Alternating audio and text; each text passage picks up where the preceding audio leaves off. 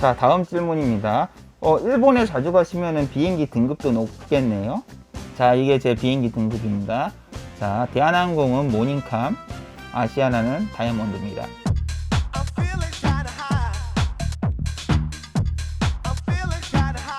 자, 여러분 안녕하세요. 김천재입니다. 자, 오늘은 여러분이 가장 궁금해하시는 질문을 모아 답변해드리는 코너를 한번 만들어 보았습니다. 요즘에는 가장 많이 물어보시는 질문이 바로 이겁니다. 김천재님, 일본에 살고 계시나요? 자, 이거에 대한 답변을 해드리겠습니다. 저는 일본에 살고 있지 않습니다. 그러면은 맨날 일본 영상이 올라오는데 어떻게 된 겁니까? 예, 저는 주말에는 일본에 있고 평일에는 한국에 있습니다. 아마 예전 영상을 보신 분들 아실 거예요. 영상 처음 시작할 때 평일에는 한국에 있고 주말에는 일본에 있다, 이렇게 아예 처음 오프닝부터서 나갔는데, 오프닝을 바꾼 이후부터서 이 질문이 정말 너무너무나 많았습니다. 이게 제 여권들이거든요. 여권이 여러 개 있는데 제가 본가에도 좀 있고 그래가지고 여권을 일단 이것만 지금 가지고 있는데, 제가 한번 여권을 한번 보여드리도록 할게요. 자, 이게 제 여권입니다. 일본 말고도 되게 다른 나라를 많이 갔습니다. 그래서 도장이 다 찍혔고, 일본 같은 경우에 이렇게 스티커로, 도장 대신 스티커를 붙여줍니다.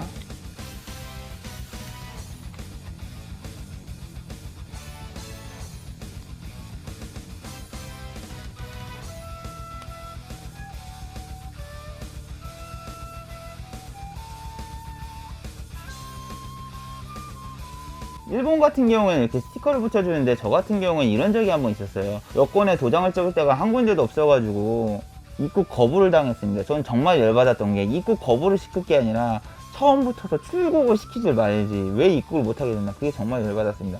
근데 다른 나라 같은 경우에 보시면은 이렇게 도장으로 하기 때문에 겹쳐 찍기도 하고 약간 비껴 찍기도 하는데, 일본 같은 경우 이렇게 스티커를 해버리니까 이게 찍을 수가 없어가지고 제가 입국을 못했어요.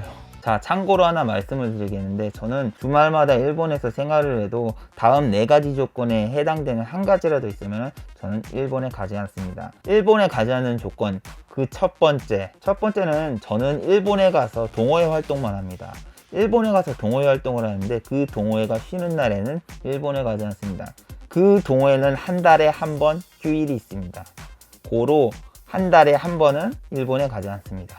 한국에 배드민턴 대회가 있는 날에도 일본에 가지 않습니다.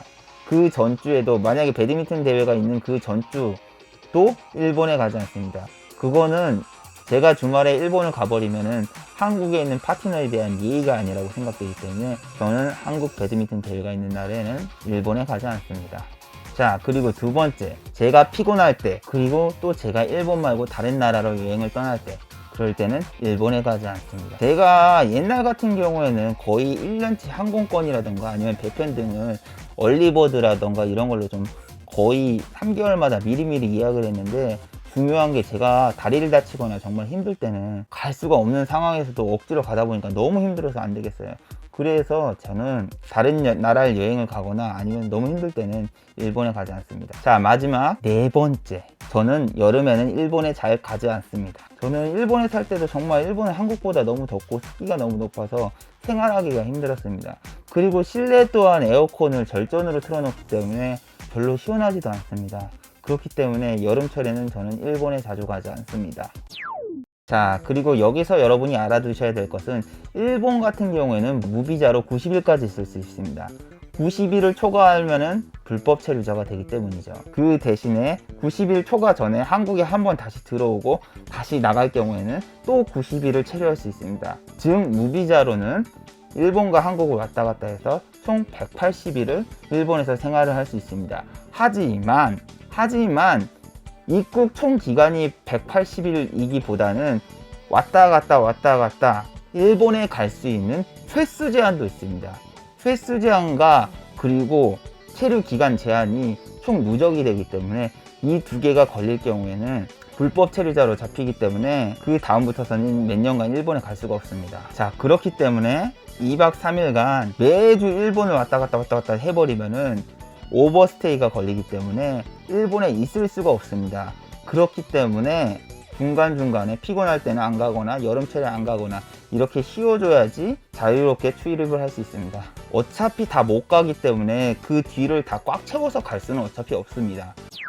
그리고 다음 질문으로는 일본을 가실 때 비행기를 타고 가세요? 배를 타고 가세요? 라는 질문이 있네요. 자, 여기서 저 확실히 말씀드리겠습니다. 저는 부산에 살기 때문에 배를 타고 갑니다. 하지만 배를 타고 가는 게 돈이 없어서 배를 타고 가는 게 아닙니다. 여러분이 예전이랑 좀 달라진 게 있는데, 예전에는 배를 타고 얼리버드 상품이라고 있었는데, 배를 타고 가면은 7만원에서 5만원짜리, 3개월 전에 예약을 하면 7만원에서 5만원짜리 상품이 있어서 좀 더 싸게 일본을 갈 수 있었으나, 현재는 그런 상품이 모두 없어졌습니다. 그리고 현재 발행되는 상품은 대부분 10만원 이상이기 때문에 비행기와 배와 실질적으로 가격 차이가 없습니다. 가격 차이가 얼마 나지도 않고 없습니다. 비행기하고 배하고 여러분이 생각하시기에는, 상식적으로 생각하시기에는 여러분 배하고 비행기하고 어떤 게 더 빠를까요? 배로 가는 데는 3시간이 걸리고 비행기로 가는 데는 1시간이 걸립니다. 어떤 게 더 빨리 도착할까요? 비행기요? 아닙니다. 비행기의 경우를 제가 설명을 해드릴게요. 부산국제공항은 부산에 존재하지 않습니다. 김해에 있는데 저희 집에서 김해까지 가는데 1시간이 걸립니다. 그리고 비행기 타보신 분들은 알겠지만 2시간 전에 도착을 해야 됩니다. 그 뜻은 뭐냐면은 3시간 전에 미리 출발을 해야 된다는 얘기죠.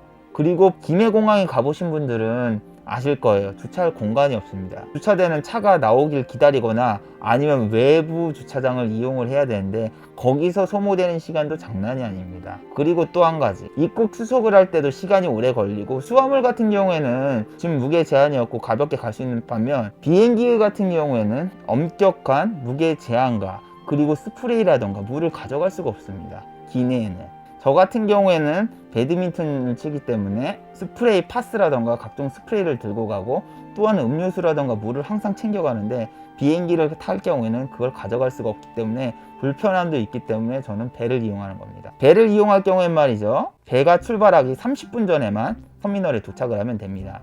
즉 배를 타고 가는데 3시간이 걸리지만, 배 같은 경우는 주차 공간도 많기 때문에 주차도 하고 그러는 시간을 다 따져보면은 실질적으로 비행기보다 배가 더 빨리 도착합니다. 3시간 동안 기다리고 운전하고 하는 시간보다 그냥 배에서 자는 시간이 훨씬 낫습니다.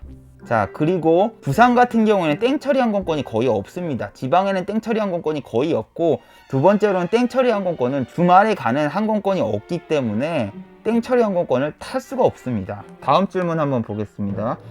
일본에 보통 몇 일 정도 계시나요? 저 같은 경우엔 말이죠, 일본에 1박 2일 혹은 2박 3일 체류할 때가 가장 많습니다. 하지만 저는 일본인과 배드민턴 대회를 나갈 때는 일주일 혹은 2주 동안 일본에서 체류를 합니다. 왜냐하면 제가 만약에 일본인과 배드민턴 대회를 나갔는데 일본인 측에서 쟤는 주말마다 오기 때문에 나랑 연습할 시간이 별로 없기 때문에 연습이 부족해서 졌다, 쟤 때문에 졌다, 혹은 내가 연습을 하고 싶어도 얘는 외국에 있기 때문에 같이 연습을 할 수 없어서 불편하다, 이런 얘기가 나오지 않기 위해서 저는 일본인과 배드민턴 대회를 나갈 때는 일본에 1주에서 2주 이상 있습니다. 잠깐 얘기를 해보자면은, 제 인생에서 가장 재밌었던 순간이 2번이 있었는데, 자전거를 타고 일본 전국 일주를 했을 때가 가장 재밌었고, 두 번째는 일본 여자애들이랑 배드민턴 대회를 나갔을 때가 가장 재밌었습니다. 대회에서는 비록 떨어졌지만 대회 자체를 나가는데 일본 여자애들이랑 이제 이곳저곳 클럽에 돌아가면서 같이 연습하고, 그게 가장 재밌었던 때 같습니다. 제가 이 나이 먹고 진짜 그렇게 무언가에 푹 빠져서 열심히 해본 적은 처음인 것 같아요. 자, 그리고 또 일주일 이상 체류할 때가 있습니다. 언제냐? 배 같은 경우에는 파고가 높거나 혹은 태풍이 오면 결항이 됩니다. 그 경우에는 일주일 정도 고립될 시기가 있습니다. 그 다음날 가면 되지. 그 다음날도 파고가 높아서 못 갈 확률과 그날 예약된 손님이 있기 때문에 빈 좌석이 생기기까지 기다려야 되는데, 그 시간이 보통 일주일 정도 걸립니다. 그렇기 때문에 매주 한 주도 빠짐없이 일본을 가버리면은 오버스테이가 될 수밖에 없습니다. 그렇기 때문에 이렇게 중간중간에 빠져주는 날이 있어야지 다음에 무슨 일이 생겼을 때 그날 쉴 수가 있습니다. 자, 다음 질문입니다. 일본에 자주 가시면은 비행기 등급도 높겠네요. 자, 이게 제 비행기 등급입니다. 자, 대한항공은 모닝캄, 아시아나는 다이아몬드입니다.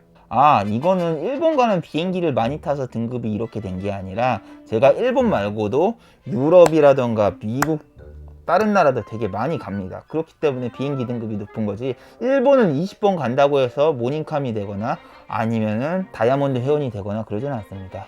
자, 다음 질문입니다. 매주 일본에 가시면은 보통 얼마 정도가 소모되나요? 일본에 한 번 가는데 정말 많은 비용이 소모가 됩니다. 여러분 같은 경우에는 일본이, 부산에서 일본 가면 싸다고 생각하시는데 그건 정말 경기도 오산입니다. 제가 한번 설명을 해드리려면은, 먼저 비행기하고 배를 비교해서 가격을 알려드리겠습니다. 자, 배값 기본 12만원입니다.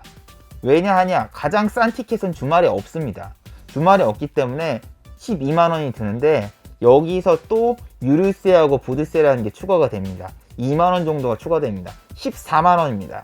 자, 비행기 제주항공을 이용하면 17만원에 갈 수 있습니다. 3만원밖에 차이가 안 납니다. 비행기에는 유류세하고 다 포함이 되어 있는 게 17만원입니다. 그리고 여기서 또 추가로 붙는 요금이 있습니다. 네, 주차요금입니다. 주차요금 같은 경우는 2박 3일로 기준으로 하면 하루 만원씩 해서 3만원이 소모가 됩니다. 자, 두 번째 같은 경우에는 숙박비입니다. 숙박비 같은 경우에는 아무리 싼 곳, 게스트하우스, 캡슐호텔, PC방 등을 자도 최소 3,000엔이 소모가 됩니다.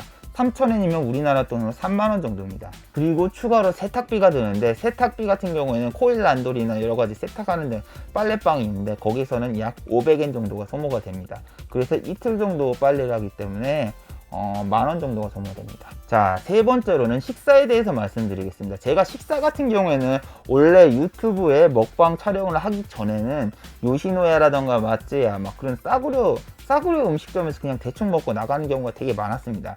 하지만 유튜브를 찍으면서 기본 만원 이상의 음식들을 계속 먹게 되어 현재는 정말로 식비로 지출되는 비용이 너무 많아졌습니다. 2박 3일 기준으로 최소 5만원 정도를 소모됩니다. 식사비로는. 자, 네 번째로는 교통비에 대해서 설명을 해드리겠습니다. 일본 같은 경우에는 교통비가 너무너무나 비쌉니다. 택시만 타도 기본료가 거의 만원 정도가 되는데, 교통비 같은 경우는 2박 3일을 기준으로 약 2,000엔, 2만원 정도를 소모하고 있습니다. 다섯 번째로는 라카, 우리말로 사물함 비용이 듭니다. 일본에 갈 때는 원래 그렇게 짐이 많지가 않았는데, 유튜브 촬영을 하면서 카메라라던가 산발이라던가 여러가지 짐이 너무 많아져서 사물함 비용으로 12,000원 정도 쓰고 있네요. 자, 여섯 번째, 음료수. 저 같은 경우에 일본에 운동을 하러 가기 때문에 음료수를 어마어마하게 많이 마십니다. 3일 기준으로 한 만원 정도, 음료수값만 만원 정도를 소모하고 있습니다.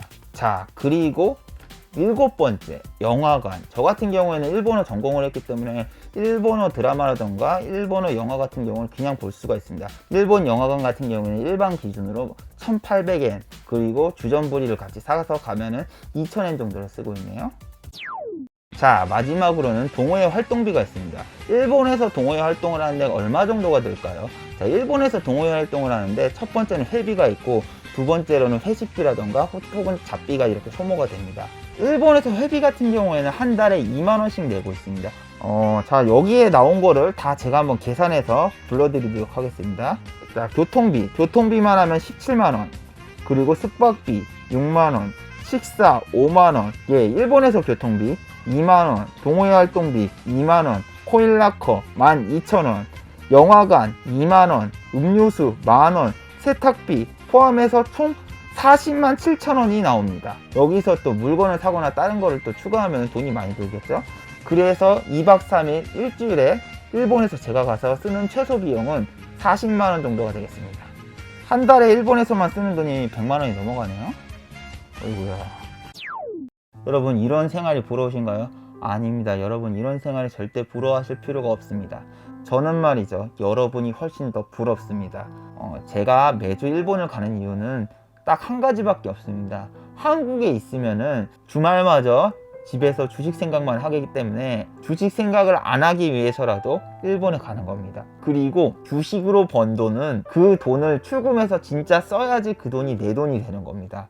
내가 번 돈을 확정짓기 위해서 일본에 가는 겁니다. 만약 내가 돈을 쓴 다음에 그 다음에 돈을 잃으면은 나는 여행을 갔다 온 거지 주식으로 돈을 잃은 게 아닙니다. 그리고 여러분은 저를 부러워하실 필요가 없습니다. 저는 여러분이 훨씬 더 부럽습니다.